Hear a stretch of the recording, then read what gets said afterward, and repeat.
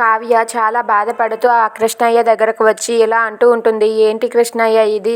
నువ్వు ఇలా చేస్తావని అనుకోలేదు. నా భర్త కనిపించాడన్న సంతోషం కూడా నాకు నువ్వు మిగల్చలేదు కదా. నా భర్త నాకు దూరమయ్యాడు. ఇప్పుడు నా భర్త దూరంగా ఉన్నా సరే ఎలాగోలా దగ్గర చేసుకుందాం అనుకుంటే ఆ యామినితో నా భర్త పెళ్ళికి ఒప్పుకునేలా చేశావు.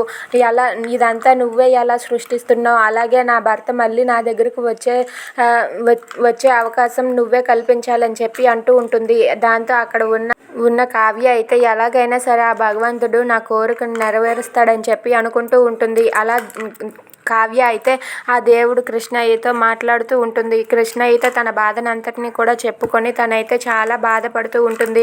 ఇక కావ్య అలా బాధపడ్డాక ఇంతలో అక్కడ ఉన్న రాజు అయితే యామిని వాళ్ళ నాన్నతో ఇలా అంటూ ఉంటాడు. ఏంటి అంకుల్, నాకు గతంలో ఎవరో క్లోజ్గా ఉన్నట్టుగా నాకు అనిపిస్తుంది అంకుల్.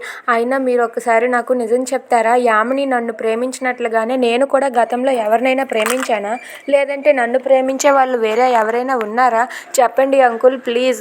నాకు వాళ్ళెవరో గుర్తుకు వస్తున్నట్టుగా అనిపిస్తుంది అని చెప్పి రాజు అంటాడు. అది వినగానే యామిని వాళ్ళ నాన్న ఒక్కసారిగా షాక్ అయ్యి అలా ఉండిపోతాడు. ఇంతలో అక్కడికి యామిని వచ్చి రాజు అంటున్న మాటలు విని ఒక్కసారిగా షాక్ అయ్యి అలా ఉండిపోతుంది. డాడ్ ఇప్పుడు ఏమైనా నిజం చెప్పేస్తారో ఏంటో అని చెప్పి యామిని అనుకుంటుంది.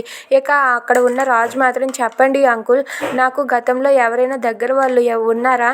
నాకు ఏదేదో గుర్తుకు వస్తుంది అంకుల్ అని చెప్పి అంటూ ఉంటాడు. అది విని రాజు యామిని అలాగే వాళ్ళ నాన్న షాక్ అయ్యి అలా ఉండిపోతారు. If you like this video please like, share and subscribe friends. Thanks for watching.